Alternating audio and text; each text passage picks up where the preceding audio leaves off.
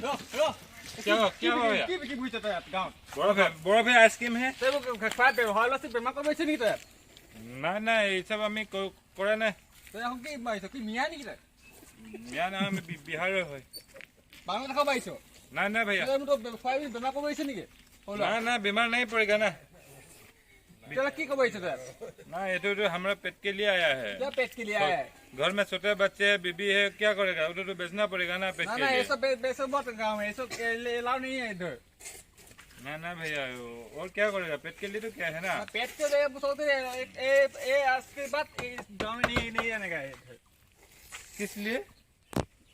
छोटे छोटे बच्चे को क्या बीमार बुखार हो गया क्या करे इसलिए क्या ना बुखार नहीं होगा ना डुप्लीकेट वस्तु है ये ना अच्छा ओरिजिनल है आप देख लीजिए क्या देखो ये देखो क्या जबरासी चाहिए सब ना सब आइसक्रीम है ना आइसक्रीम तो नहीं मुझे इधर मत आओ ठीक है आप आज नहीं भी आऊंगी की बोले कब सर ठीक है भाई नहीं है इधर में जाओ जल्दी जाओ बीमार कर बैठे अरे क्या बता रहे तुम बात क्या बोल रहे नहीं भाई इसे बजा रहे हैं जाओ जल्दी जाओ ये सब मत बताओ ठीक है जाओ नेक्स्ट टाइम देखा ना मत इधर हाँ ठीक है